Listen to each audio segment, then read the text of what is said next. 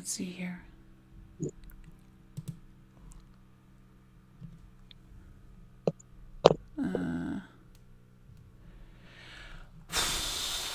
Why is this happening? Why is this happening? Oh my goodness. Okay, I think we're live. Let me see. Okay, we are live, but we've had to go to a different again. Why this YouTube is doing this to me, I don't know. So we're going to have a few people come over from the other one that I do scheduling it. Maybe I should just stop scheduling stuff. Well, guys, oops. Welcome to the enLIGHTenUP podcast. We're having some technological difficulties here today on my channel. But so happy to have you guys here. Sorry for those of you who were in the other chat, but thank you so much for heading on over here. I have the lovely and beautiful and astrological seer, Mary Dusina, back on the show. She's going to give us some wonderful insights into some final alignments of 2020. And then we're going to get into some that are coming up in 2021 that are very important. And also, Mary is willing to pull some cards for you guys in the chat later on. So for those of you who may have a question that you'd love to ask Mary, stick around. And what I'm going to do is we'll take questions later. Okay, guys? Okay, Mary, welcome. Welcome to the show, girl. Welcome, Diva Nicole. How are you? And of course, the veil is thinning. It's Hallows. It's Hallows. Oh my gosh, so this is so amazing. For those of you guys who are going to be listening to this on the audio later, you can't see, but Mary's actually live on video for the first time with me, and she's wearing her witch's hat and her witch's wig, and she's all decked out and ready for Halloween. Of course. I mean, 'tis the season. 'Tis the season for everything mystical, and of course for me, having that auspicious birthday on Samhain Eve, on Halloween Eve, it's for me. It ties in with my First Nations trainings and honoring our elders. You know, setting the spirit plate and all of those animals and all of those people that have passed on and have shed their skin and left the earthly body temple. That's the time that you really focus on how they touched your life.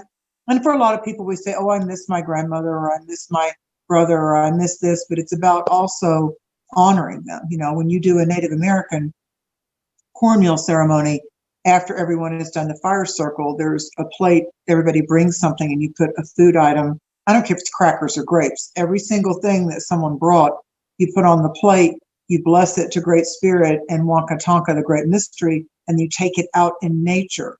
And you put it out in nature for that which is destined to find it, whether it's a possum or a fox or a hungry creature. And then people break bread and dine together, you know, as a finish up of the ceremony with Hallow Eve.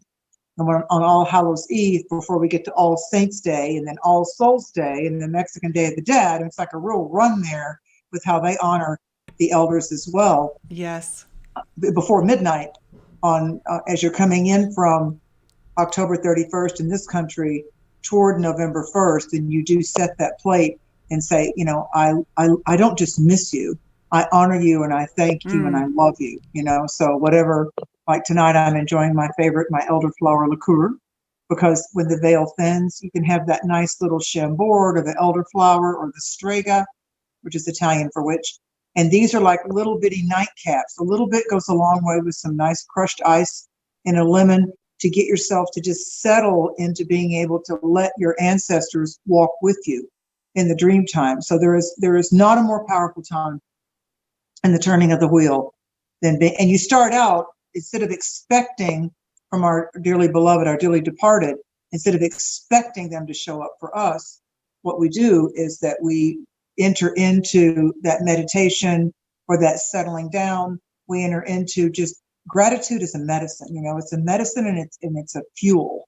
It's a psychic fuel. So if you just allow your heart chakra to connect with your third eye, and you just start, whether it's a memory that starts to stream or an episode in your life that was wonderful with your grandfather or your father or whoever it is, that friend or the person that left too soon, the animal that meant so much to you in your life, just envision them, and you're a time traveler. You're actually going back when they were in their earthly temple with you.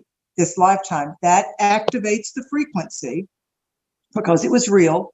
They were tangibly, the people that say, well, I have to smell it, hold it, believe it, and touch it before. Okay, you did have that animal. You did have those people in your life. And you also can clean up past relationships on All Hallows Eve. You can kind of repair those fractured breakups. It's like, what was wrong with her? What's wrong with him? What was that? Like when we got kicked to the curb, or they felt rejected and we felt we were being very authentic, but they wanted to do that projection onto us. You can also clean that up, and you don't have to involve them at all. That's so good to know. Psychically.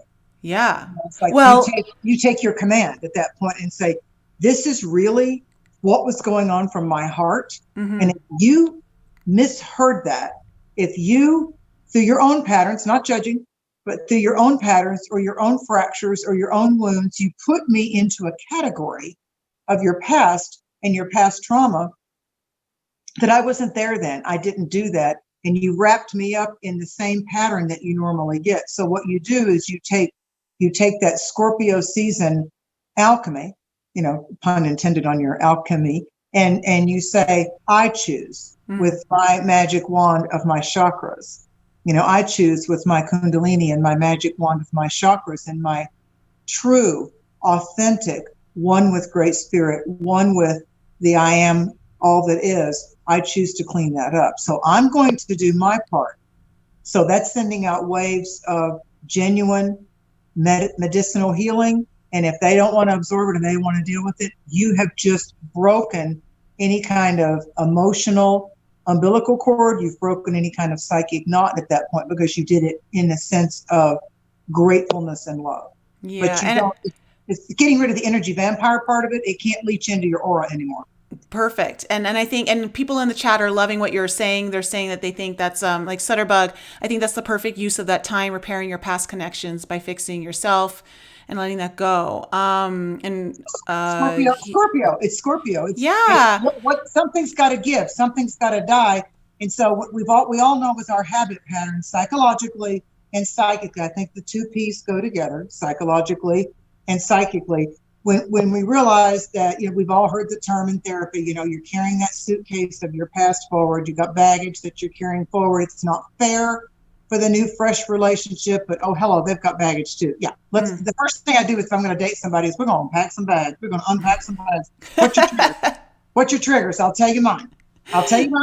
Tell me yours. What's your triggers? What's your hot buttons? Because I'm not in your life to trigger you. So if you step up and tell me your no-go zones, then I can see if that's congruent and compatible for me. So I don't want to control you and I don't want to change you. But oh, trust me, that's not going to happen with this girl. Well, it's so funny that you're saying that because I literally just did a live video an hour before this podcast on me getting triggered by one of my audience members wrote me an email that wasn't so nice. But I was being honest with the audience. I was triggered. And I was honest about what that trigger was. And I think it's important to, the more we understand about ourselves and where our triggers come from, the faster we can heal them and bring awareness to it and know that it has nothing to do with anyone else. No, they're teachers. They're all teachers. Yeah. But as you begin to shift your frequency, as you begin to not resist empowering enlightenment, as you begin not to go, no, I don't like controversy. I don't want to deal with it. I'm saying, so how long are you going to keep an ostrich with its head in the sand as your main totem?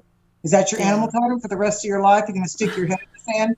And you say, I don't want to look, I don't want to, so it's like, okay, then do it with yourself to where you get comfortable doing it with yourself and the scrying of you looking in the mirror. Use your mirror as your crystal ball, look at your own eyes. You know how hard that is for people to do?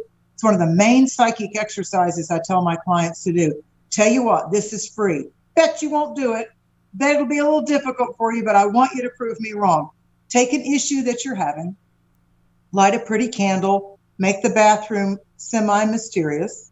You can take a shower first if you want to. And I want you, it's just you in the mirror. It's just you. That's your crystal ball. So light that candle underneath your face because you might see some spirits. You might see some past life, higher guides, angelic forces, colors, orbs. And tell the woman, like you and I, Nicole, I talk to the woman in the mirror and I say, how are we doing with this? How are we doing with this? What would you like to show me as my earthly eyes. I allow my eyes and the windows of my soul to look at my earthly reflection with no judgment. Oh, I don't like your hair. I don't like it. My spirit is looking at my current present tense. Today is the present. That's why it's a gift. In this present, as a gift, I'm in control. That's what people think they want. I'm in control, and it's me to me looking back at me. And first, I'm going to thank, and then I'm going to request, and then I'm going to release, if it, for my highest good and in all harmony, at this time of All Hallows, at this time of the Celtic New Year, at this time of praising and honoring my beloved ancestors and the dearly departed, both creature and humanoid. I thank my guides. I bless my ancestors and my elders. I ask you to come help me with your wisdom, because you had boots on the ground on the earth longer than me. If it's an animal, you loved me exactly as I was. I didn't have to prove anything to you. You just loved me because we were together and we hung out together. I ask what it is in this moment as I get quiet and just focus on the candle flame.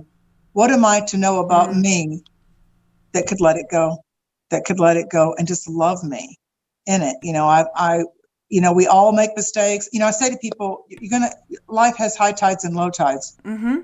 Probably going to get your feet knocked off the ground with something emotionally, romantically, sexually, financially, or whatever, because we're in Scorpio season, which is about in this cray year of 2020. Now we're in the season of transformation. It's Pluto's time.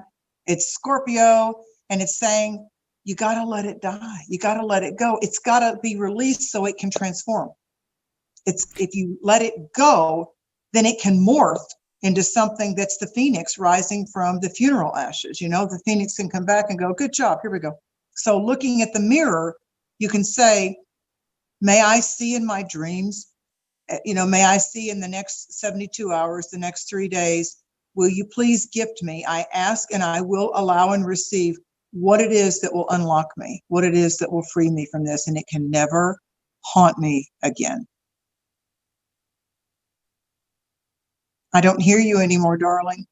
Oh, sorry. There we go. How important is this to the eclipse season that we're moving into? Like, this sounds pretty important. Like, it's going to be very helpful to take the wisdom that you just shared going into eclipse season. Okay. The final one. Yeah. So first we have this All Hallows full moon, blue moon, because it's the second full moon. October is pivotal in the sense that it opened with the full moon in fire in Aries, and it's finishing on the 31st with the full moon in Taurus. So Taurus is where Taurus and Cancer are zodiacal flavors or frequencies that seek security. I want to feel secure. So first we have that blue moon that's coming up in 8 degrees of Scorpio Taurus. Now we have Lilith in Taurus, the dark side of the moon, and we have Uranus in Taurus for a while. And they're going to come together at this full moon. So if we don't fight within ourselves, if we say, yes, there may be some things I feel that I would like to be a little more secure about. So I'm a big person on list, because you're going from your writing it down and journaling, because you're going from your subconscious through your conscious when you write it down. Your conscious mind is writing it down. So with this full moon, it's what do I want to release? What do I want to release? And this full moon on Halloween hasn't happened since 1944. I was listening to Dr. Sky. Yeah, I was listening to Dr. Sky. I love Dr. Sky. He gives you all the astronomical stuff. Oh, he's wonderful. If you haven't discovered Dr. Sky, go. Oh, I gotta look into him. Yeah, we talked about this full moon in my alchemy program, and I think I told them that this particular full moon has not happened since the 40s. So it's very rare. Halloween of 1944. So, and the other thing is, and so we're time traveling again. We're probably, we're not born in the 40s. We were dealing with parental figures at that time. So we weren't in the earthly body at that time, but who would maybe be our parents was, a lot for some people, or grandparents or whatever. So it's like we're tracing back. Astrology is all about time travel. So we're getting into the time machine, and we're going back to wow, 1944, World War II ended. World War II ended. You know, that was like that time frame of coming out of the Depression and all that. With Europe was really busy, and you know, then we started. You know, then you talk about the Jupiter Saturn thing that's coming up. You know, those changes every 20 years. But what we have with the eclipse that comes up on November 30th, the nodes shifted this year. That 19-year cycle, the nodes shifted into Gemini Sag. So they were in the very powerful mother-father issues, which we've been dealing with since 2017. The eclipses were rolling around in mommy issues, maternal, the woman rising up at the end of 2016, the whole maternal thing, the matriarchal energy, the Madonna started with that latter part of 2016 and went all the way into when the nodes changed in May of this year, in the third week of May of this year. They've shifted into Gemini Sagittarius. So we're doing a reset on our mental currency. Right now, we're looking for what's auspicious as far as our psychological acumen, our communication protocols, our ability to, because the North Node went into Gemini, so this is the work to be done. This is the Dharma. So the nodes are always opposite, and they're both masculine right now. They're in the yang vibrations of Gemini Sag. Sagittarius, which is always seeking higher love and the real nitty gritty and the nuts and bolts of things, it's the South Node.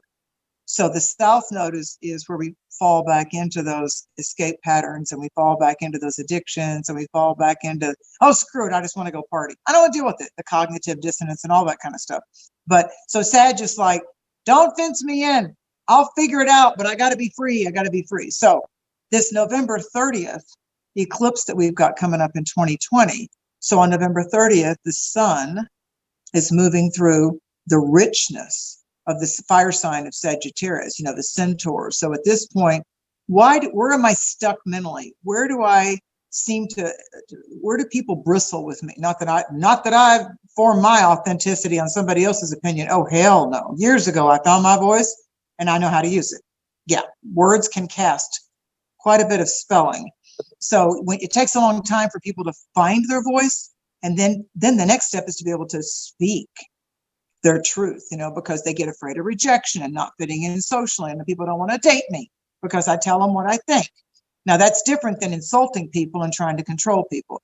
But when you show up genuinely, which is what Gemini Sagittarius is telling us to do, the North Node in Gemini is saying, stop playing games. Stop. Talk about mask and not being able to breathe. Gemini is the respiratory system. Gemini is, and when you look at respiratory, it's how is your spirit resting? Are you breathing? Do you have enough room to breathe in your relationships, within your family structure? Are you allowing your kids to breathe? Are you allowing your friends? You know, everybody gets a turn. When you're out having cocktails or lunch or whatever, are you structuring your word crafting in such a way that they have a venue to be able to speak their mind, feel safe with you, because you're not going to go blab it to the neighbor or somebody else, to know that they can really show some vulnerability to you and speak from the heart. And not only is it safe, but Gemini is about how much of a word wizard and a wordsmith are you, that you can give somebody encouraging words, not BS, genuine encouraging words. Wow, that was a tough thing that you went through. And I'm proud to hear that you're not so rough on your self-talk. See, Gemini's that self-talk too, the monkey mind.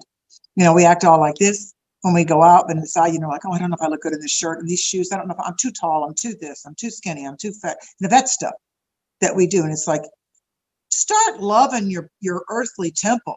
You know, just start loving what the divine, you know, you helped craft this. So start loving the nose you got from your ancestors and the body shape that you are. If you love you, any of the old cosmopolitan magazines in the 90s and the 80s, every time they interviewed all these famous men or a bunch of cross sections of men and women about what they really found attractive in a partner, the women valued humor, generosity of humor and kindness, and the men valued confidence. Now, I can make a few of them run away, let me tell you, because it's just like... I don't doubt that, Mary. You know, what you see is what you get, and what kind of makes them shudder in their boots is, I'm going to let you be who you are. And we're either compatible or we're not. And if I'm not compatible with you, that doesn't mean there's something wrong with you. That doesn't mean the ship took off without us. It's just like, I'm not wasting my time, Hoss. And you don't need to waste your time either. It's a win-win. It's just like, you have goals that I would never want to interfere with, but they're not where I'm at right now. So this is that coming into that eclipse, to your point. This is about, we got to talk about it and we got to be real. It's got to be genuine words. And you listen, we go all around the mulberry bush. We do, because it's just, I'm not going to tell them that. They might use that against me. Yeah, they might. Yeah, they might. And we know there's players and we know there's manipulators. But one of the things I took for one of my elders, my father, being a Sagittarius, was everybody, when it came to dating, I'm like, so Dad, what would be like your Italian dating advice? And he goes, everybody's nice in the beginning. Time is on your side. Well, someone in the chat, Free Press 666 says, I want to date Mary. It's thank you. I'm worth it. That's for sure. But so are we. I'm one of the things I do as a clairvoyant, and I know as a life coach, soul coach, you do too, and your cohorts, is it's time for us. If this pandemic showed us anything, it forced us back into our vortex that we call home. It forced the turtle back into its shell. Now the turtle and the crabs on the beach and the hermit crabs and things that are in a shell, lobsters and crabs and tortoises are like, cool, I like my shell. But the bear doesn't want to stay in the den all year long, and the fox, they got to come out and eat. The hibernation ends. So what happened was we were forced by the divine plan. But we have all kind of theories of what happened externally, and I have plenty. But the divine source fed us a buffet of, go to your room. Things aren't so easy to breathe out here right now. You're going to have your crazy physical distancing, what you thought was normal and we took for granted, and we were complacent about it, being able to be in a crowded restaurant, being able to walk in a park and hope to meet and greet with different people, hold those seminars, do those workshops, drive and take a trip somewhere and not have to be in quarantine. So yeah, I'm a rebel about it. So what's happened is we got force fed from March of this year, like the Ides of March, literally the Ides of March, because I remember it was before the spring equinox in the Northern Hemisphere and it was before St. Patrick's Day. So the Ides of March is like, what? Although when I studied it, it went back to when Mars was in Scorpio, October 28th, back of 2019. I'm like, oh, something's coming. And then when we had the eclipses in December 28th and January 10th of 2020, I'm like, oh, it's bigger than I want it to be. Oh, no. And then we've got those Capricorn stellium, 6-7 planets in Capricorn, and that's going to be the dictator, and that's going to be the rulers of the world saying, guess what?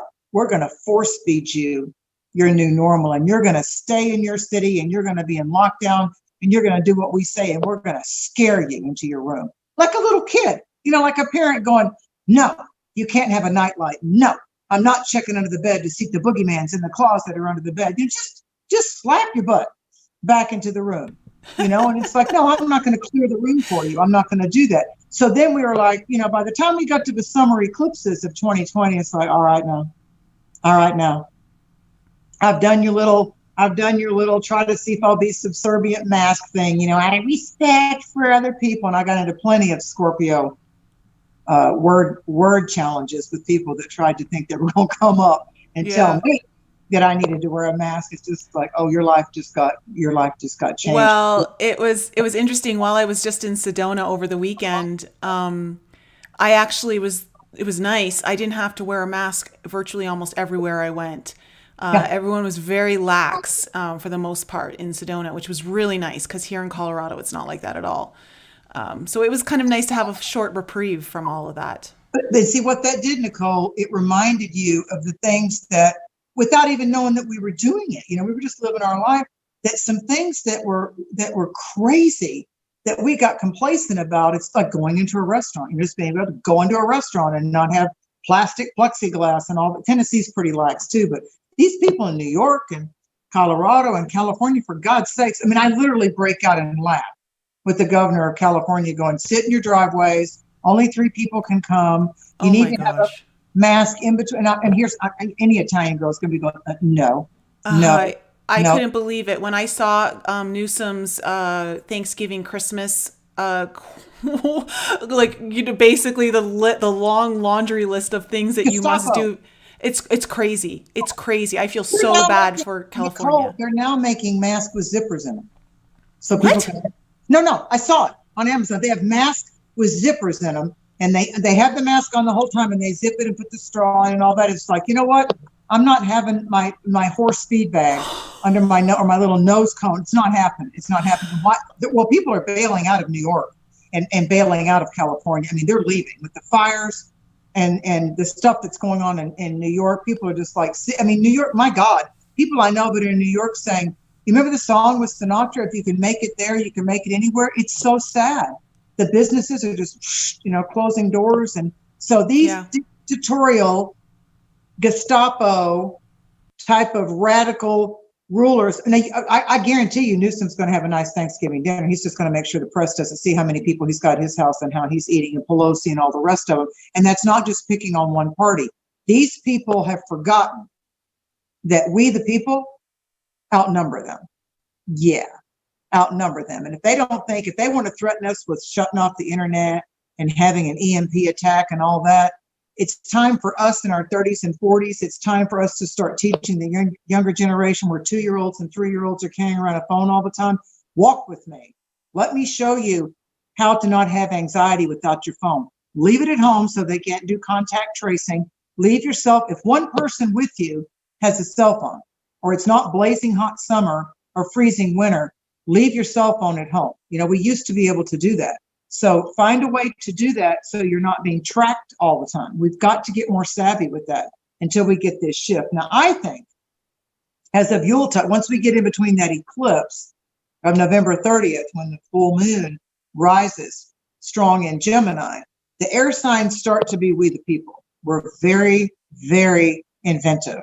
We're very savvy in getting around rules. And so what's going to happen, the last time we had Saturn and Jupiter meet up in an air sign, it was Libra, and it was 1981. So now they're going to come together in the sign of Aquarius. Now, of all the air signs, Gemini, Libra, and Aquarius is the rebel. Aquarius is we the people, period. Aquarius is the Aboriginal people in the outback that could care less about a cell phone or the internet. They know what tree to eat, what root to do, where to hide, what salve to make, and all that kind of stuff. They know how to be in sync with our Mother Earth, which is our home planet. They know how to do that. A lot of the First Nations, the Appalachian medicines that I've studied, it's incredible what you can. It's good to know in your area what you can go out and eat and what can save your life. It's good to know that. And I feel it's our job to teach other people's kids and some teenagers about this. Come walk with me. That's goldenrod. That's goldenrod. Okay, come walk with me. That's oregano. Cut that. You can buy that plant for $3. And when we come to the fall, you go and you cut that and you wash it and dry it on a paper towel and you slam it in your freezer. And that's an antiviral. You can literally pick that leaf off and either put it on your pizza when it comes out of the oven, or put it on some nice bread, or you can put it in your Italian sauce, and it's killing viruses right out of that leaf. That's where the oil comes. Did you know that? No.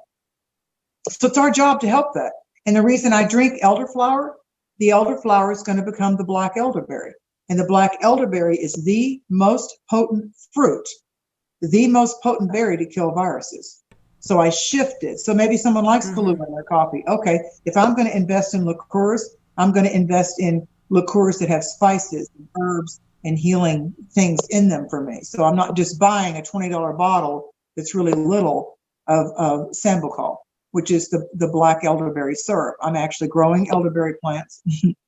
I have Amish elderberry jam with the berries in it that I hunted down and found, and I have 24 of them right there in my cabinet. Don't come over and think you're taking them. I give it to you if you need it for free, but don't come to the house and try to get my stuff now, because I got a lot of Scorpio in my chart. I know you. I feed skunks all around the house here, so I'll know you're here by your smell. So, okay. So are you saying then for this eclipse, just going to, before we move forward, this kind of eclipse season coming up in November 30th, and then is it December 3rd? December 3rd. Yeah. December 13th is the other one. Is it December 13th or 14th? Well, hold on. Let me go to my eclipses, young lady, because I was already getting into 2021. Okay, so we have the eclipse on The 30th? November 30th is our full moon eclipse at 8 degrees of Gemini. So if those of you know your chart, and the new moon solar eclipse, the new moon solar eclipse is going to be at 23 degrees of Sagittarius. So the next two eclipses that we have. And what date is that?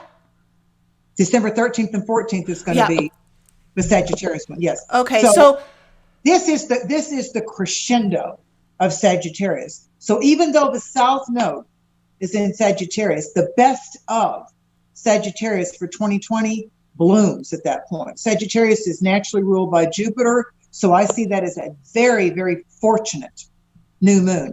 It grants us vision.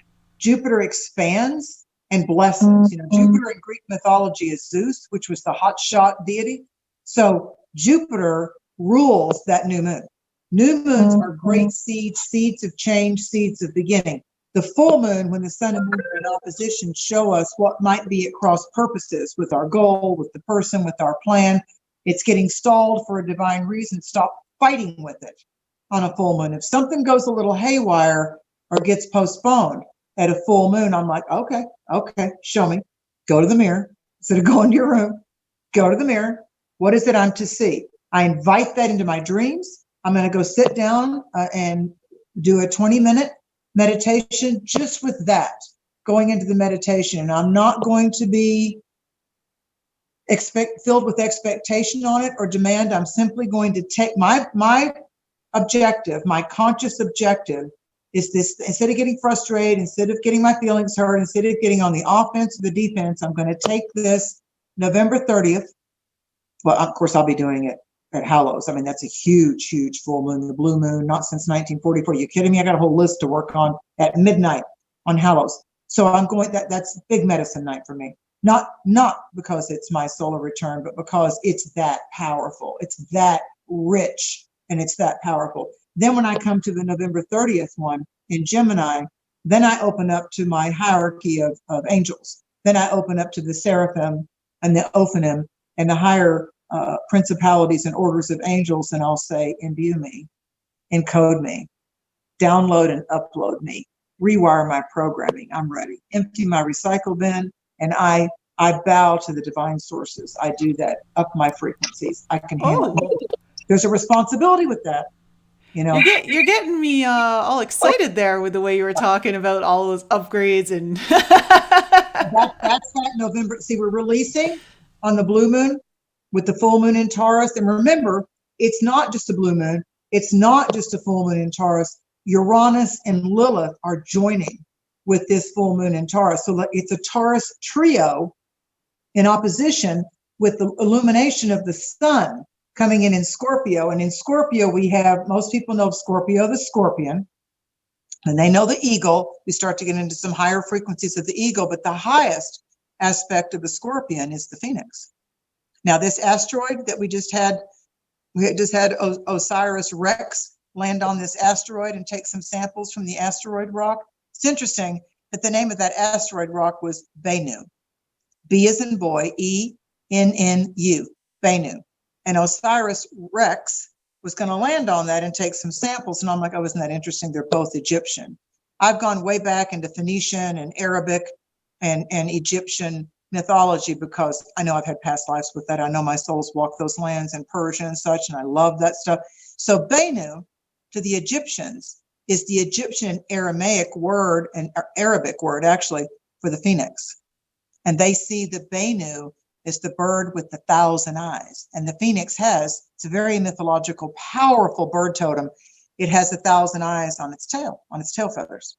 So it sees from the earth going up into the sky when it fans that tail. So here we have Osiris RX landing on a phoenix, taking some samples with a flying phoenix, Bennu. Look it up, B-E-N-N. Just go to Wikipedia. What does Bennu mean? Yeah, I've done the work for you. And so then it ties back to the phoenix. And so you think about all the symbology and the beauty of those colors on a phoenix, even the albino peacocks and all. So when you go to the phoenix and the peacock, they're all wrapped in with Bennu.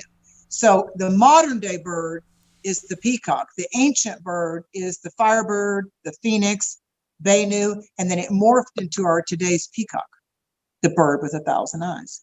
Before it was the eyes of the fire going up back to the heavens, because the fire becomes, again, the breath of divine spirit. Once you blow out the fire, or the fire goes high enough, it becomes smoke.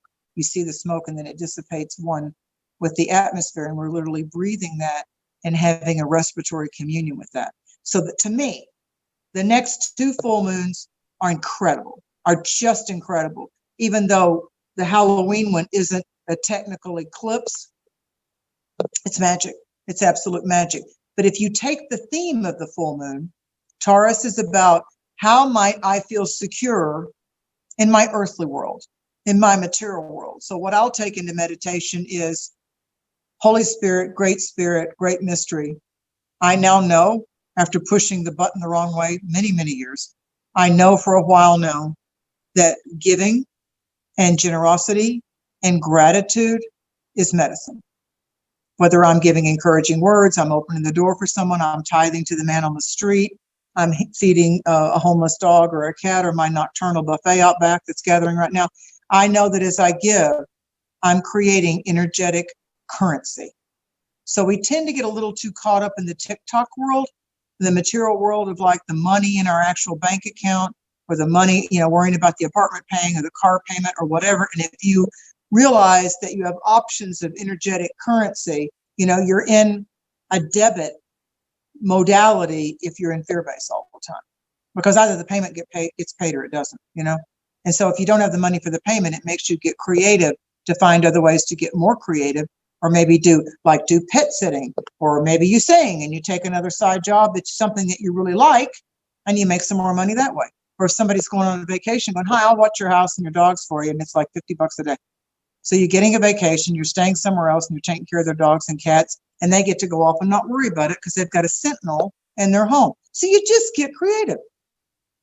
You just get creative. But when you're blessed, if you bless back, then that's the currency of the divine. Your emotions, how you're doing emotionally with yourself. If you're being too harsh with yourself, you're in debt. You're in debt. You're in debt. You're not treating yourself right. You're talking harsh to yourself. So many people say, oh, you're so stupid. What made you do that? Stupid. That was dumb. And I'm like, you know what? I'm not picking on your words, but you need to shift that. You need to shift that. And so then when we get to actually New Year's Eve of 2021 starts out beautifully. It's a moon in Leo, and we're going to start 2021 really bright. Now, I will teach you something about numerology. October, the 10th month of the year, when you add in numerology down to one digit, 1 plus 0 equals 1. So October, numerologically, is a bridge to January of 2021. Why? What's January's number? 1. It's 1. Yeah. So November, even though it's 11, it's tied to the 2 of February. So I always look at the last 3 months of the year as setting my tone for January, February, March. And even astrologically, like we're having a Mercury retrograde in October, our first Mercury retrograde of 2021. Yeah, January.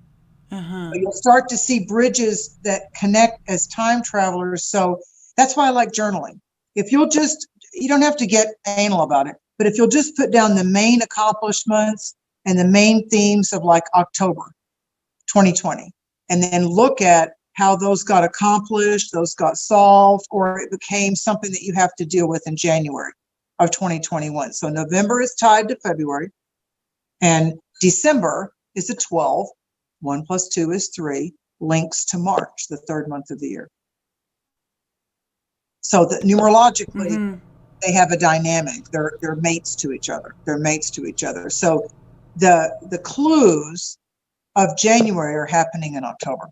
So the things that we're beginning, the things that we're beginning to intuitively say, okay, with this year as crazy as it was, and now forever, people will say the year that was. Well, remember, I got 2020. Like, you couldn't predict anything in 2020, just that it was weird. You could predict it was weird and crazy, and it could get crazier. So then as we go to the end of this year, we have the big shift of Saturn and Jupiter moving into Aquarius. Now, I love Aquarian energy, and I've been saying since February of this year that's because I look 6 months ahead. that we are going to be having so many things happening in our heavens, in the sky world, weather-wise. Keep your eyes on the stars, not just astrologically. Look at it astronomically. Watch those meteor showers. Look at the shooting stars and the asteroids. Pay attention to, in 2020, what did the president create? Space Force. He created Space Force, and he called it the 6th military branch. So I started doing digging on Cheyenne Mountain and the Denver airport, and I started doing digging on the military bases and what's up with MacDill and Tampa, because I've got military people, and my dad retired from NASA. So I started going into what's really going on the International Space Station. Gee, they don't talk about that too much right now, but it's up there.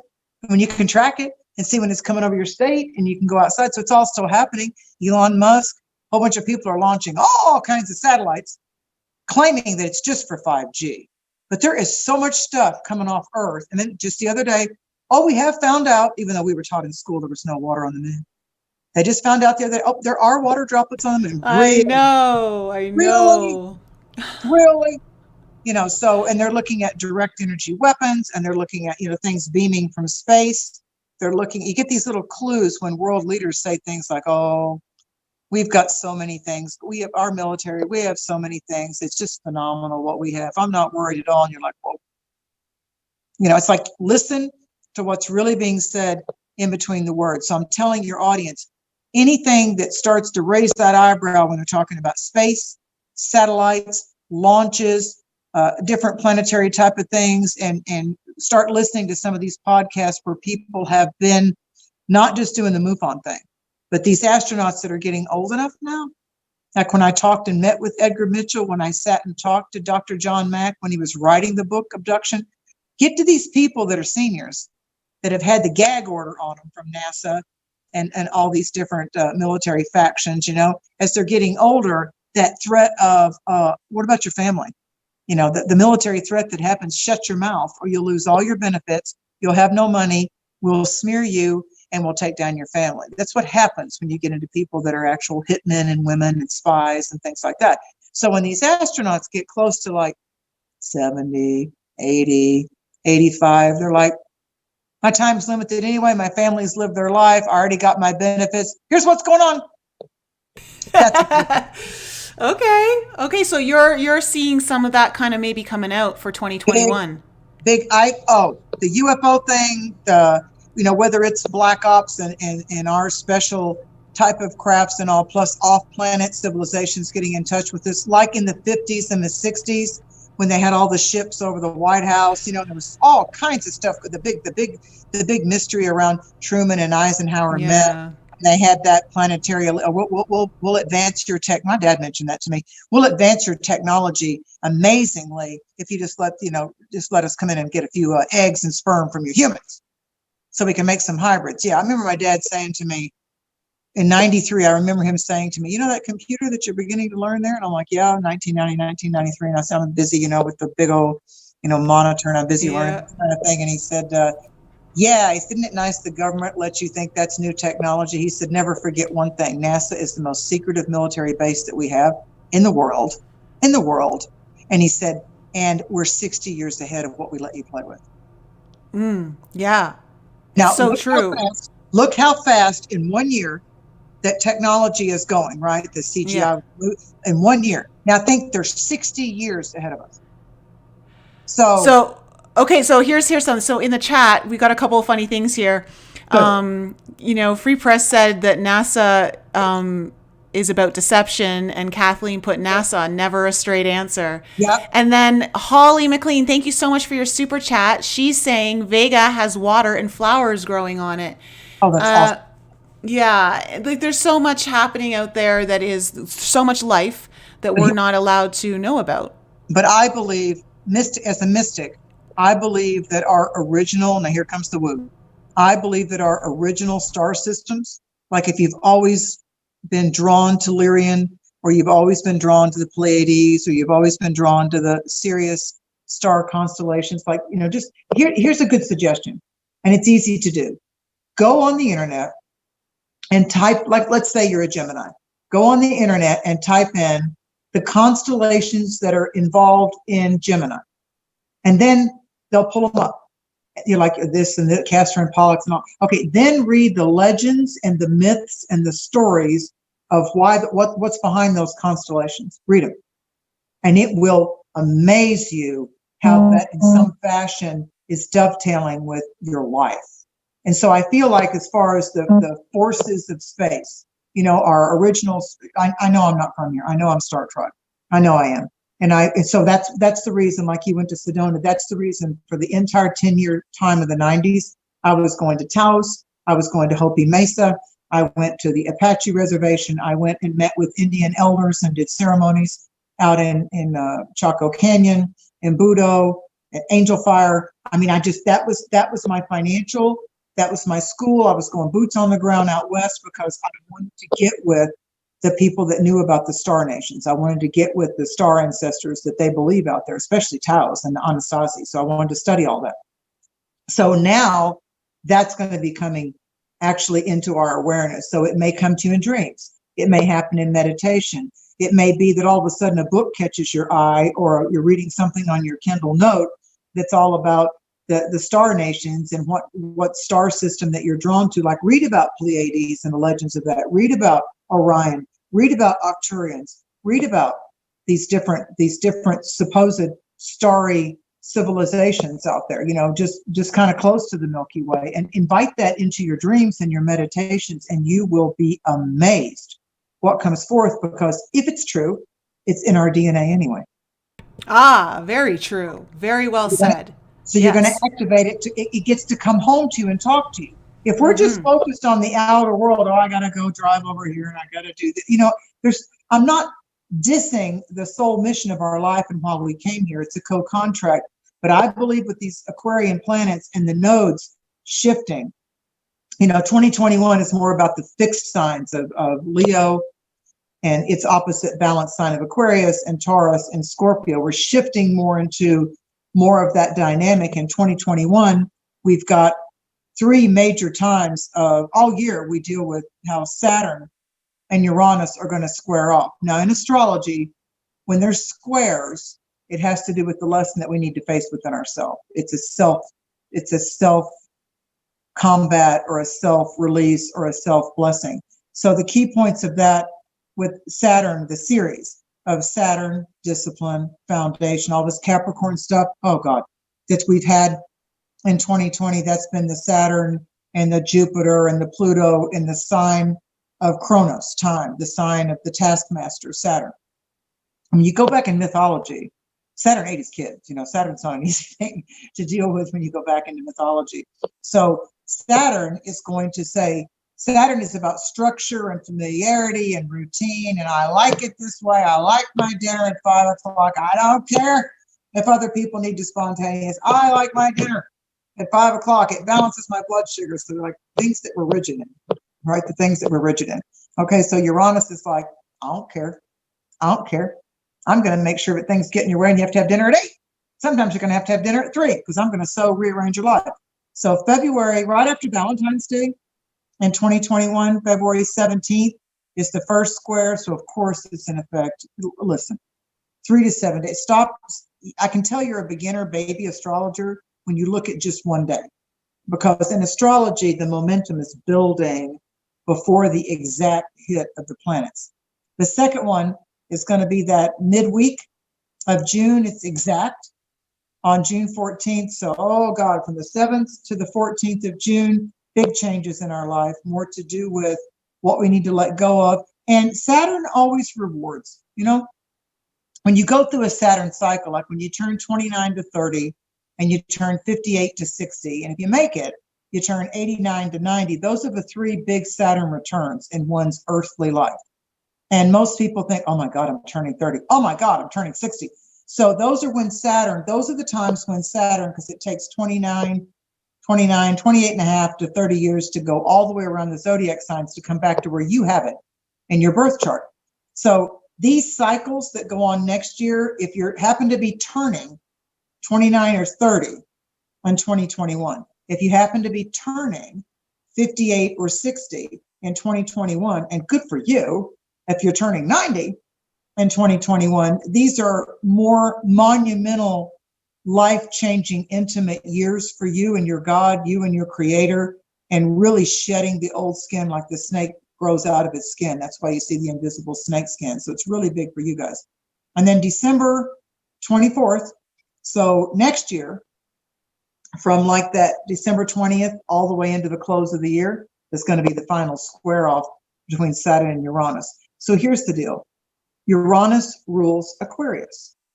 And on Yuletide of this year, on 2020, Saturn is going to shift into Aquarius. Jupiter is going to shift into Aquarius. So Jupiter expands and Saturn says, well, can I have, what sense of security do I have? Like, we had a big foundational change this year. And it's like, okay, you can have your foundation. So you moved and you changed cities. Now we're going to expand your social life. Now we're going to give you other options of what to do. We're going to bring fated people into your life. There's going to be some really meant to be friends and a lover and a new job and new ways to make money coming in. So that first, ooh, really? Oh yeah, we've been hurled into, I said, upgrade it, let it go. This is the year, and Scorpio is that time. May of each year, and the last couple of weeks of October and the first couple of weeks of November every year is when we're supposed to look at, what have I outgrown? What have I morphed? It's, again, the Firebird, the Phoenix, And so at this, shedding the skin, what do I need to let go of? What do I need to let go of? Something needs to give. Something needs to die. It doesn't have to be a literal death, but it's got to be, if you're really sick and tired of it, quit recreating it. Scorpio's like, enough. You bitch and you whine and you go right back into the same addiction or right back into the same type of a partner. You allow that girl or that guy to do that to you again. You've got to be the one to love you enough to go, never again. Never again. It's not happening. So the big deal of 2020, and we shift numbers. So 2020, 2020 was a 22 in numerology. The master numbers in numerology start with 11, 22, 33. They're like very strong for that. So the 22 is master builder, which actually dovetails and coincides with the Capricorn energy that we had. Capricorn is the foundation of the building. It's the foundation of your body. It's your bones. It's your teeth. It's the structure, the skeleton of your body. Everything else is fluff. Everything else is soft and flowing, but the bones, and even biblically, the bones know. You can cast life into the bones, and there's a lot of cultures, whether it's the hoodoo voodoo in New Orleans, or you're going into some of the African people, they throw bones. They know how to read bones. Okay, so it's a different type of divination. Kind of goes back to some of the ruins in the Vikings and the Celtics. The different symbols that were drawn on stones. Oh, yeah. So it's like the bones know. It's like the stones and the crystals and the bones really know. It's like the tangible, hard evidence, And so we even have our heart behind a cage, our rib cage, our bones that protect the drum of our body. The heart is behind a rib cage, so there's some kind of little barrier there to be able to kind of protect us in accidents and war. So when we end out this year and we have this once every 20 years, it's not just once every 20 years, Jupiter and Saturn coming together. This one ties back to like a 400-year shift to where they're going to be now moving into a whole new element of the air sign. So all of us, regardless of our signs, if you just learn in your chart, okay, the big old celestial spotlight's going to be in the area of my chart, my house, my zone, my planets, that area that has to do with two signs, mainly Taurus and Aquarius. So when you're trying to learn your chart, if you go to a seasoned professional astrologer, they're going to say, let me tell you about where Taurus and Aquarius is in your chart. That's the big booba. That's the big hookah that you're smoking in 2021. Everything is going to be on this. So if you can find out, all those people that go to astro.com and they get their little free charts done, you need to learn the symbol for Taurus and you need to learn the symbol for Aquarius. Find that house, that zone. Which one of the 12 houses is more than your planets? Where is that house in your star wheel? There's 12 houses. And people should be looking at their rising sign as well, right? Not just their sun. The way I teach it, we share we land on Earth when the sun is in a certain place. So our rocket ship of our incarnation, boom, and I landed in Scorpio. Okay, that's my outer journey. So I chose to take on the costume of Scorpio for this lifetime and all the karma and all the lessons of that. There's plus and minus to every sign. So I'm like, oh, great, I chose Scorpio. Okay. But then your rising sign is the actual front door of your wigwam. It's the actual front door of the sweat lodge, of the inipi. It's the inner door of you. I don't share that with every Scorpio on this planet of any age. That's my front door. So your ascendant, your rising sign, starts to specifically take in your location and your time of birth. So that's the horoscope you read first. So like if your ascendant is Gemini, but you're a Taurus, read Gemini first, look at the Taurus and the Aquarius houses in that Gemini, what we call a natal chart, your birth chart. I call it the Earth birth chart, the Earth birth treasure map. So yes, find out your ascendant. And instead of guessing and having to unlearn and learn again, the best investment you'll ever make, I don't care who you pick, it doesn't have to be me. Go to a seasoned astrologer if you do it one time and have them go through your chart for you. Have them tell you, oh, you're a Taurus, and you've got Leo rising, so your ascendant is Leo, and your moon is this. That's the three you memorize: sun, moon, rising. And then if your rising sign is Leo, then they go in order from there. Leo is first. That's your front door. And so then you walk into the second room, and that'll be Virgo, and the third room will be Libra, and it goes around the wheel that way. Then if you want an external view, you can blend your sun sign. You can blend the fact that you're Scorpio or Taurus or whatever. But the big specific reading is that rising sign. Yeah. That's the big intro. Okay. And I just want to let you know, thank you, Sutterbug, for the super chat. She says, we like Mary. She's a great light of wisdom. Thank you. Thank you. Back at you. Yeah. Okay. So, wow, there's a lot. So with the Uranus, what is the big, because I feel like Aquarius with Saturn moving into Aquarius and in Jupiter, all at and then having that conjunction at the 0 degrees, of Aquarius, it feels pretty auspicious. It feels pretty divine. I like it. Well, if you're a light worker or you're a spiritually based person, or your job is Doctors Without Borders. Your job is you're working in a soup kitchen. Your job is you're a nurse in a hospital. Your job is that you are actually actively wanting to be a part of making a difference in this world. Aquarius is humanitarian. Aquarius does not just think about me. Aquarius is, I'm here for a reason. All earth life is temporal. It's okay for me to seek to get my needs met, but it's bigger than that. It's bigger than that. What's my legacy? And I say to people all the time, don't just be a Q-tip. That means white at both ends. Don't just be a Q-tip, and I'll hurry up and go to church when you're in your 60s or 70s, or try to be a good person at the end of your life. Live your legacy now. When people know how to enter a room with your energy, know how to enter a room. Like when I enter a room, it's going to be that I don't even know those people. I'm blessing the whole room. I want to upgrade the vibration in the room. I want to give some energy in the room, but then that means it's my responsibility to restore Mary. I must meditate. I must walk in nature. I hang out with my dog. I do the things that I know one-on-one. Me with my mother Earth.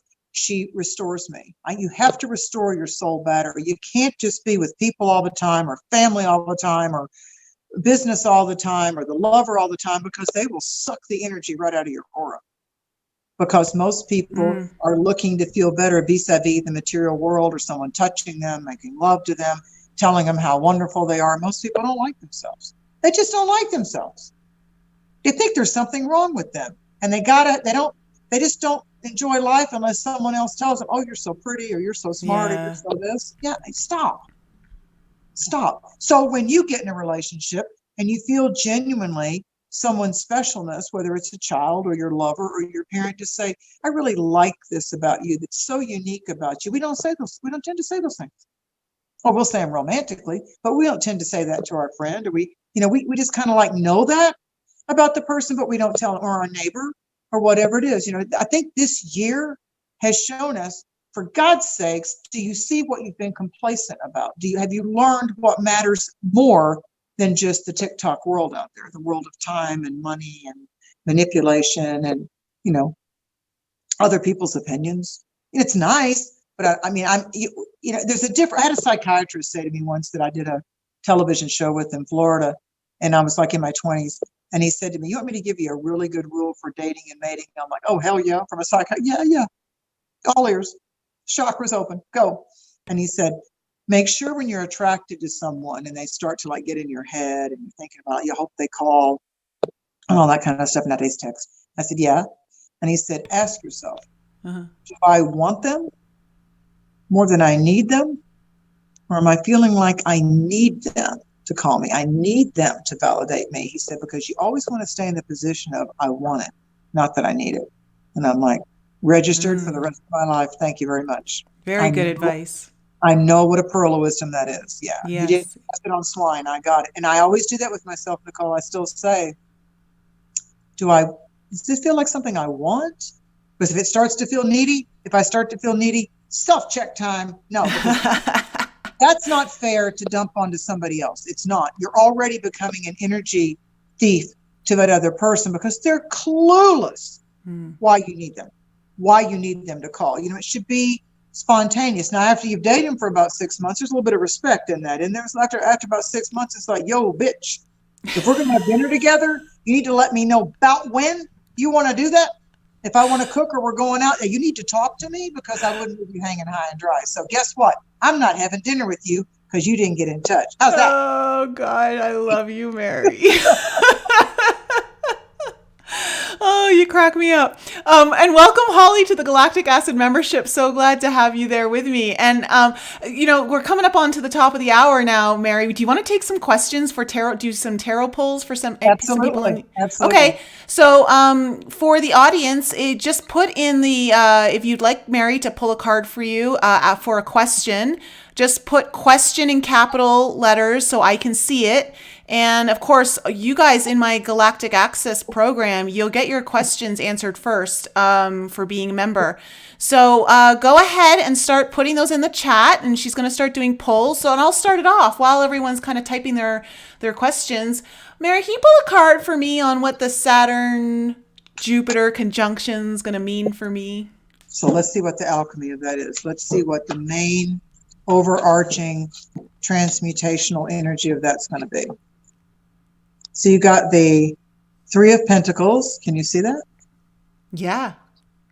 This is the Star Tarot. I absolutely love this deck. Ooh. I absolutely love this deck.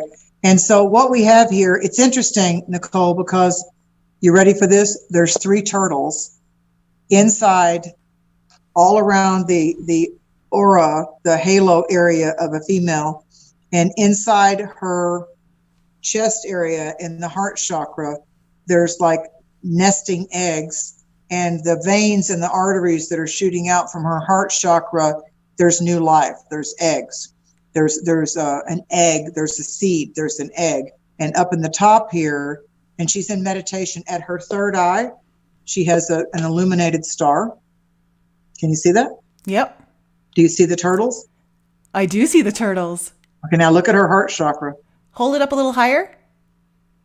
Ooh. Yeah. Look at her third eye.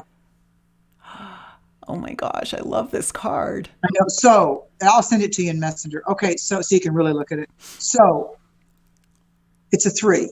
So December of this year is monumental for you. You're going to have, I feel, a spiritual graduation. So like the bird molts its feathers and the bear goes to hibernate, because it's going to do a regeneration type of process. The snake, as I've said a couple times tonight, one of Scorpio's lesser known symbols, sheds the skin. It also hibernates at first frost in 4 seasonal areas. So what's happening is, and if you can see this, all of that's up in the stars. So we're talking about the stars with that. So, and she's in a divine meditation. Now, underneath her, in her body, there's like the like kind of crop circle type of spirals. It's kind of like looks a lot to me like the Reiki symbol of Shokurai. And so, but it's all on the outside with stars coming all into her body. So it's like that old song, we are timeless. It's like, I think it was Crosby, Stills and Nash. We have got to get back to the garden. We are stardust. We are golden. So it has to do with going into your inner galaxy is going to merge and be in communion with the external galaxy. Again, to my point about the star connections, the star medicine that's coming towards you. And I absolutely do not limit that to astrology. I have, since I was a child, I go outside, and my guides told me to do this when I was a child. I go outside, I kill all the lights, and I go outside like on the driveway so I can turn all directions. And I close my eyes and I just stand there and I say, Great Spirit, Holy Spirit, divine beings, with my eyes closed, let me feel which way I should turn my body. And I just slowly, sometimes I'll do one complete revolution, and then all of a sudden it'll be like, just like picking a tarot card or a crystal, boom. And then I make note of a season, and I make note of a direction. And then I come in, and I've got those little Starfinder apps, and I come in and I look at what is the prevalent constellation in where, like, let's say if I turned east, what's showing itself in our Milky Way galaxy in the east right now. And I know that that's my star oracle. And it's free, and you can do it. And those are the kind of things that the internet's great for. So this is a 3. So it ties to December of this year. And therefore it's linked to March being yet another metamorphic time of success. It's pentacles. So it has to do, those are diamonds in regular cards. So the 3 is the Trinity. It's the pyramid. It's the apex going up, so it's that whole triangle pyramid energy. It's ascension, and it has a lot to do with your creativity, because when you look at the normal 3, there's the magician, which is number 1, and there's the high priestess, which is number 2, and then there's the empress. And the empress has a lot to do with I'm pregnant with possibility. I have the pregnant pause. I'm manifesting at this point. So I would say that you're in a very strong earthy, which means it's tangible. It's going to come out into this plane too, but you're busy on the intergalactic worlds. You're busy. I would not waste my time. If you find that you're a little restless with sleep, then go onto YouTube and play some Reiki music, play the great people that'll, if I just do it, it would work. You just go, find yourself going, lay down like you're going to go to sleep and put on Kelly Howell, put on Michael Seeley, the Universal Secret Mind meditation. Michael Seeley is the best male voice I've heard for meditation. Kelly Howell just like gets you there, buddy. You're just like, I'm doing that tonight. I'm doing that tonight.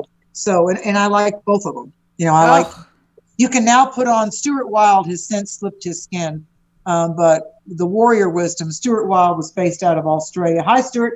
It was based out of Australia, and he opened up White Dove International in Taos, New Mexico, and he really worked with helping men heal. The Warrior Wisdom. He would do workshops up in the Taos Mountains with men, and he was the son of a British diplomat. So he got into healing, and he wrote some great books. So if you type on YouTube, obviously Stuart's here to help tonight. If you type on YouTube, Stuart Wilde, because he passed away, his 5-hour, $500 seminars are on YouTube now. You go to sleep. Oh, okay. All right. Just, and at least if your eyes are like, okay, I'm not going into deep sleep, at least you're doing sleep programming, and you'll drift in and out of that alpha state. You'll drift in and out, but you're encoding yourself the whole time. So charge your phone, charge your notepad, go onto YouTube and just type in Stuart Wilde. It's amazing. Your sound just went weird all of a sudden. It went all pinny and hollowy. Probably Stuart Wilde coming in from Spirit. Yeah, it's almost like your microphone changed or something. Looking like it's the same. I think because I tuned into Spirit with Stuart, he's pretty powerful. Yeah, maybe some frequencies are screwing up with your phone audio. Well, we've got some that I love that reading. Thank you so much. I got some definite hits through that. And I know some people in the chat also did get that too. So we've got quite a few questions here, Mary. Do you want to take a couple? Okay. So let's see here. I got to run back through this chat. Let me see here. Christina Love, question, home energy or change, new home or to make current home better? So she's wondering about if she should stay in her first home or move. It's the sun. So that's the 19th card. Yeah. So the sun, is illuminating. her path. So I feel like that when the sun is in a very strong place for her, whatever sign she is, I feel like that if she go with her, the sun has the inner child riding on the horse in the traditional tarot deck. You know, it's there's the sunflowers, the four elemental kingdoms, and then the child on the big white horse. So this has a lot to do with on this particular card. The sunflowers are there, and there's a butterfly, but there's a purple rose with the yin yang in the center of it. Do you see it? Okay. So I hope your chat can see it. So what this has to do with is that she really has carte blanche to be able to, like, her garden is going to blossom. Now, because it's a 19, I feel she should pay attention. That adds to a 1. She should pay attention to maybe some dreams or visions, because this is October. It's a 1. Pay attention to, like, whatever may have, go back in her journal, whatever may have been happening on October 19th. Look at, what is today? October 27th would add to that, would start to pull in the 9 vibration. And also on, since it's a 1, it's a 19, so the 19th of the month, anything that would start to add back to 9 or 1, because this is a 1-9, might be days of power for all of a sudden for her to get a revelation. But I feel like this month in January, because of the ultimate 1, are very strong for her. But because it's the sun card, maybe it's going to take until spring equinox for her to really make that decision, because that's the real mystic New Year. You know, there's to the Gaelics and the Celtics, it's Halloween. You know that you know it's the return, the starting of the festival of the light.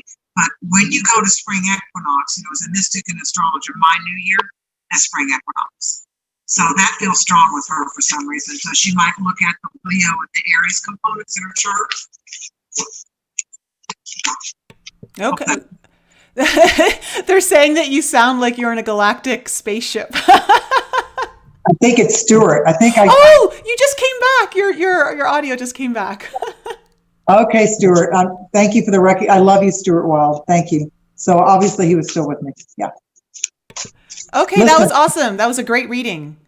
I'm the girl that could never wear the watches. They would stop on me. So that's why I always tell my host, the reason I don't do a lot of Zoom or Skype and all that is because the internet and electrical frequencies go wonky with me. They just do. It's just like spirits, like, let them listen to your voice and deal with the voice vibration. So I'll say to the host, I'm not doing the tech. I'm not doing it because it distracts me. Yeah. Awesome. Okay, so thank you very much for that. We have another question here from Holly. What do you see for her as a gift she should go towards career-wise? It's interesting. She got Temperance. Can you see that? And so Temperance to me is the card of Sagittarius. And it is, in most decks, Temperance has got 1 foot in the water, 1 foot on the land. Usually there's a rainbow. And it has a lot to do with the Archangel Michael. And it's about balancing. So she's coming in, she's pretty balanced. And in this particular card, there's like, the moon has a path of light. The sun has a path of light. We have the rainbow on the wings. And we also have the golden chalice. But if you'll look, the silver chalice is more etheric. It's almost like see-through, like the veil's thinning now. So I feel like that's definitely a Sagittarian clue. So once we get to that, you know, the sign next with Scorpio, you know, when we get to November 16th, that's the new moon.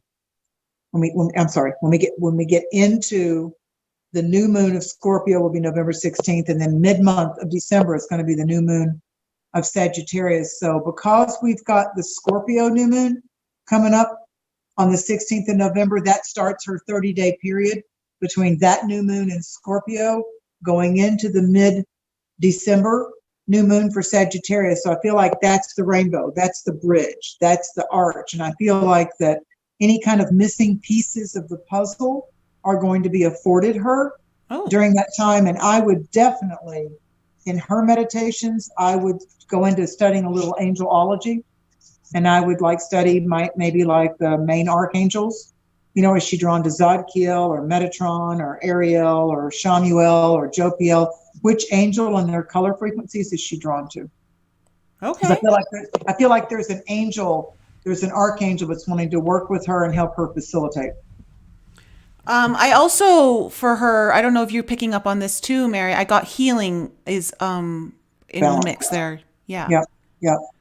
So Holly, there you go. Thank you. Wonderful. And then let's see here. We also have, oh gosh, so many questions here.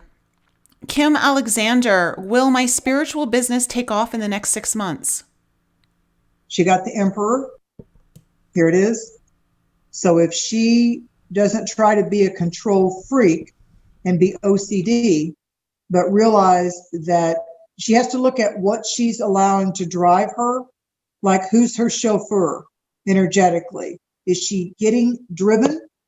Because the Emperor has a lot to do with father figures. Does she do things just like her father did? Was there a missing father component in her life?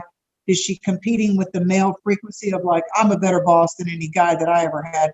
So she's got to look at being a good ruler, being in charge and not being overwhelmed.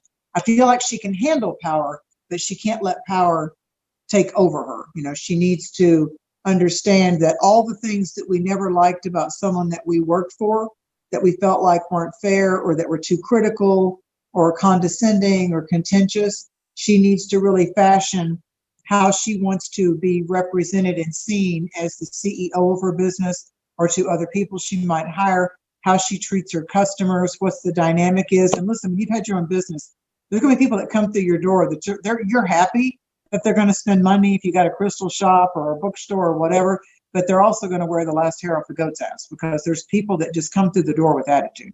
You know, so you still have to micromanage all these egos that are coming through their door, because there's that customer that comes through the door in a restaurant or whatever that thinks that you owe them. They're coming into your business, and so you owe them something. You know, they're the people that eat half their food and say, I didn't like this. The temperature wasn't right. The steak wasn't right. You ate half of it. So you have to come to those points to where you get creative to have a win-win situation. You know, when I managed my friend's restaurant, when someone did that to me, I looked at him and said, so this is going to be a win-win situation. Here's how I'm going to win. Oh, nice. I'm comping your dinner, but I'm done with you. I'm done because I know what you did. So you're going to get your way. You're not going to pay for your dinner tonight, but I'm watching. I got you now. Yeah. You got them clocked. Yep. Oh, beautiful. Wonderful, wonderful message there for her. I love that. Yeah, I feel like she's really in the captain's chair. You know, the Emperor is like, I'm the captain running the ship here. What kind of captain do I want to be? I want to be represented as a yin frequency. You know, like they used to say, I'm a woman that knows how to think like a man in business. You know, like I like to be a woman, but I know how to handle business like a man. Well, instead of being locked into stereotypes, she wants to just appear as an energy that is very concerned and proud of what she does and very deliberate about what she does, but she's not going to let her. Again, listen, 2020 has taught us, have you learned yet who or what drains your energy? Once you start to feel that bath plug, the water's going out too fast, you have to step away from a situation, cut your losses, and not get drained anymore. Because it ultimately takes your health. It takes your mental health. You lose your sleep. You know, it's like it starts to compound. And even though we're feeling kind of good for the day, we don't know why we can't go to sleep. Well, because it built up on you for a long time. So now you have to implement, like I said, Michael Seeley, Kelly Howe, Stuart Wild. We need to do something to where we're actually adding an elixir, an energetic elixir to help us restore. Okay. She's in command. The Emperor is a very good card. Yeah, very good. It's like, I mean, hello, I could have asked for a better business card. Yeah, right. Okay, so then we have Tallulah. Any message for Tallulah? Turns 57 on November 3rd. I feel like Tallulah, happy birthday. And Mercury goes direct on your birthday. I feel like Tallulah has been kind of in a crossfire. I feel like that she's at a crossroads in her life. She got the Two of Swords. And so she's been biding her time. She's like the crow up on the branch. Like there's food on the ground, but the crow is smart. The crow, watcher crow, sits up there and watch. Is there a cat? Are there people walking by the park? Is there something else going to get it? The blue jay won't fight with the crow because they're all carnivores. They're all on the same bird tribe. But I feel like that she's kind of been wanting peace. She wants peace. She doesn't want controversy. She wants everybody to get along. She's not the one that wants to start crap in life. She's she doesn't start it. She knows how to finish it, but she doesn't want to start it. But I feel like that for some reason I see her like the hermit's repose. I feel like that she's kind of been like restoring her energy, coming back from something big. Maybe there was a big loss or a big change or a big scare, or she had to rearrange a lot of things. But I feel like now the serenity has led her to creativity. Yeah, so twos are about details, and the swords are about how we direct our will. So I feel like that she is crafting.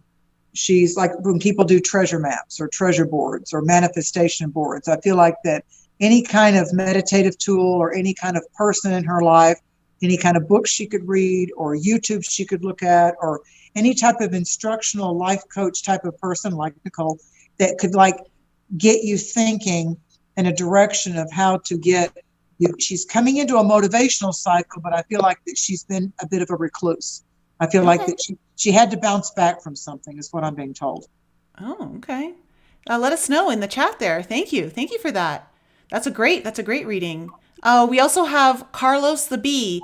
Question. Is my soulmate coming soon?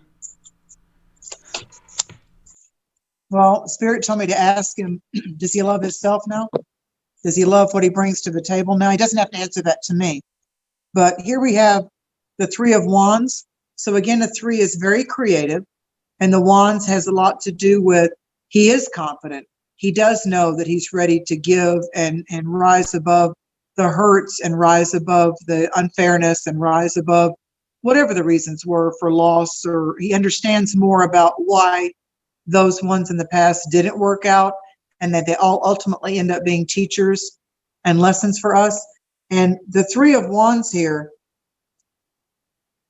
it's a man, and this man is holding the beautiful calla lilies, and the Five of Wands is all around him. And if you look at the top, it's like the top of a volcano, like he's inside of a volcano. Wands have a lot to do with the element of fire, and so it's like the volcano is not erupting. The volcano, it's like up here in the mountains, they'll say there's a spirit in the mountains, and I feel like that the volcano and the ancient spirits are talking to him. And the robe all around him is green. That's the heart chakra. The calla lilies, I think about them at Easter. I think about them at resurrection. And I feel like that what's happening at the base of his feet, I wonder if he's picky about his feet. If he likes his feet rubbed, or he doesn't like people to touch his feet, or maybe he could soak his feet in some Epsom salts. Because I feel like the feet, I feel like those chakras there's a reason why it's called the soles of the feet. And even though we spell that SOLES in English, it sounds just like SOUL. So energizing the sole of his foot, that bottom part of the foot, like Epsom salts is wonderful for that, for detoxifying. We're all pretty rough on our feet. Women jam them into boots and high heels, and and women tend to go get mani-pedis, okay? But men, they work and they're on their feet all day, and they just take their shoes off, and maybe they prop them up and they watch TV, or they're playing, video games or whatever. But what do you do to nurture your feet? So Epsom salts, Dr. Teal's Epsom salts. Remember, I worked in a health food store. It's really inexpensive, and it's magnesium coming into the bottom of your feet. And Dr. Teal's is like under $5 at most of the big box stores, and you can get it with wonderful essential oils, and just get the water as warm as you can. And don't even wash your feet. Just get a tub, get a plastic tub, and get the water warm. Doesn't have to be too hot, but get it warm because it's going to cool quick, and warm enough to mix up those Epsom salts, and just go play your video game or watch a sitcom, or just soak them for an hour. It's amazing what it will do. And while he's doing that, give thanks for his beautiful romantic relationship manifesting, because he wants his feet to be nice anyway. Women like men's feet to be clean. Go on those nails. Go get a pedicure if you have to. But I'm telling you, I don't know why, but there's a big psychic thing about the feet. Okay. All right. There you go. You probably didn't expect that message there, Carlos. I know I did it. That was great. Okay, we're going to take one more here from Free Press. Free Press wants to know, aside from dating you, Free Press would like to know what their role is. His role is in the reset, I believe. Let me see if I can find his question here again. Let me just, sorry, everyone. Yeah, he wants to know about his role in the reset. Ace of Wands. There are only 4 aces in a traditional tarot deck. Different than oracle decks, the tarot has 4 aces. Now the aces represent the opening of equinox and solstice. The Ace of Wands, to me, I'm not saying I'm the know-all be-all, but the Ace of Wands to me is the opening of autumnal equinox. And so that starts with the autumn signs of Libra, Scorpio, Sagittarius. He's right where he needs to be right now. The fruit is ripe. It's the gathering and the harvest time. Look at all these beautiful fire ceremony colors, of the flame colors, of the oranges and the reds and the illumination of this. I mean, just look at the radiations of energies coming off that card. Absolutely. I know, I love it. I have that deck. I love it. And so the ace is saying to you, new beginnings. And you are the maestro, you are the magician, you are the one that's directing the concert. So if he just gets his top 3 priorities on his list of what he wants to manifest, don't do the top 10 list, do the top 3. As I'm involved in this reset, the top 3 things that I wish to celebrate, that I wish to bless another with, and that I wish to incorporate in my life for the rest of my days as I walk my earth mother are. This is the magician's wand. Now, the Ace of Wands, it's your walking stick. It's how you cast it forth with fire, the fire of your desire. It's how you summon the matching frequencies to it and draw it into yourself. And the colors, again, red, orange, sunflower yellows, golds. These are your colors to breathe in when you're meditating, because this is a dynamic fire sign type of energy. And meeting people maybe that have strong Aries, Leo, or Sagittarius in their chart. Powerful. And he's in the right time of the year. I mean, we're in the second autumn sign. Libra has happened, but we have Venus went into Libra. I think it's the 27th. Let me check the date today. On the 27th, Venus moved into Libra. Yes, so you're correct. Yeah. So this is a very powerful time. Venus is happy in Libra, and she's happy when she's in Taurus. So Venus, when she moves into Libra, for all of us, the Libra area of your natal chart is now being blessed by Aphrodite, by Venus. So people think Venus and Aphrodite are just about creative romance, but Venus also blesses us materialistically.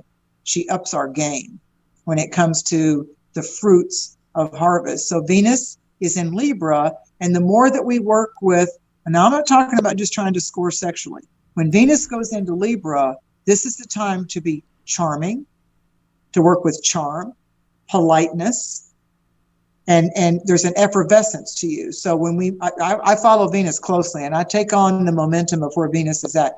So Venus in Libra is about flirting with life and letting life flirt back with you. So you're not getting into any conflicts. I don't care what Mars is doing right now. You're not going to engage in divisiveness. You're not going to engage in any kind of anger type of things. Libra is peace. So if somebody's all fired up, that's not the person you want to engage in the store. That's not the person. Just go turn down the aisle and go the other way. And uplift the cashier, or uplift the other person, that you can do in the grocery store or in the big box store when you're driving around or whatever. Don't get into road rage. Don't do that. That's not Libra. You're wasting your energy when you do that. As a matter of fact, even though you don't think it's right, and this person's being an idiot on the road, there's lots of them, just pull over. That's Libra. Just pull over and let them pass you. Bye. Have a nice day. Yeah. So it's acquiescing for the sake of the win. It's a strategy. Libra is a very effective strategy. Most people, they either go totally into, I want you, parlez-vous, or humma, or they don't work with charm anymore. Be charming. Be charming. Invite people with your energy to want to come around you and be around you. Know how to enter a room and light it up. Yeah, I agree. Yeah. Beautiful. Oh, that's so wonderful. Thank you. Thank you for doing all those readings for everyone in the chat. My pleasure. So great. You know, Mary, it's always a pleasure having you on the show. Thank you, I Nicole. I totally jive with your scorpionic energy, you know, being my Taurus self. That's right. So let the audience know where they can reach you, book a reading with you, get in touch with you, all that great stuff. Okay, so once a month, as you know, because you go on the show yourself. So once a month, I am the guest psychic astrologer, and they take live calls like Nicole did tonight. My next appearance is on November 16th on Lighting the Void, lightingthevoid.com. Nicole and I both love our Captain Joe, our Aries Captain Joe. So I am, for 2.5 years, I've been their regular astrologer. The first hour is the astrology forecast. The second hour, we take psychic calls for my psychic thing, my oracle thing, my tarot thing. So the next one is November 16th. I will be on the Kev Baker show live on that November 30th, full moon in Sagittarius. And then you can find me on marydusina.com. That's the website. It's Cosmic Conditions on Facebook.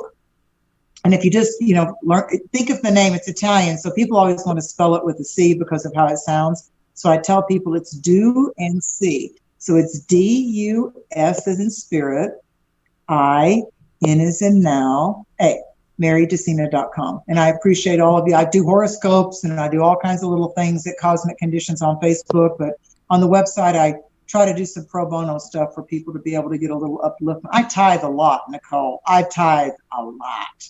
Yeah, so I know about generosity being a good reset currency. Yes, yes, you do. And thank you, Lucia, for dropping her website in the chat. To everyone watching, all of her information is available in the description below. And for all of you listening in iTunes and Spotify and anywhere else on audio, the information to find Mary will be in the show notes. Thank you, Mary, so much for all of the information you dropped tonight. I have to go back and listen to it and get all of the details because there were a lot of note taking. Were you guys taking notes in the chat there? Because I know I need to. I love taking notes. Again, like I said, from your subconscious mind, Nicole, if you take that hand and you write down notes, even if you discard them later on, your subconscious, the inner universe, the inner galaxy comes to the external world. Your inner you writes it down with this conscious hand. And that's kind of, again, the congruency of magic. So it's good to write stuff down. It helps you manifest. Yeah, it absolutely does. Well, thank you so much, Mary, for coming on the show. And thank you to all of you in the live chat and for all of you guys in my Galactic Access membership program on YouTube. Just keep looking into the community section where I post there because you'll have access to all the videos. I don't think YouTube shows them on my channel, all of the readings I'm doing for you weekly. Just go to the community tab and you'll be able to get access to all the weekly tarot readings I'm doing there for you guys. Thanks so much, everyone. I love you all and have a wonderful rest of October. Celebrate this rare blue moon in Taurus that we have on Halloween. And guys, I'll be back with you next week. Oh, next week, Monday night, not Tuesday. Very important, very important. It'll be Monday night because I am not doing this on the night of the election. Right. Yeah, so, and I will be having guest Mason Fury, who has worked in intelligence.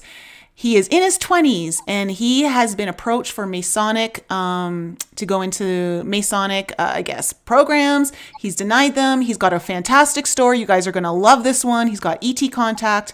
Guys, don't forget to tune in next week, okay? On Monday night, 8 p.m. Eastern. All right, guys, I love you so much. Have a wonderful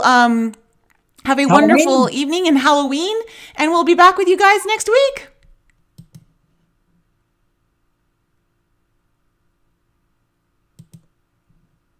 All right, Mary. We are done.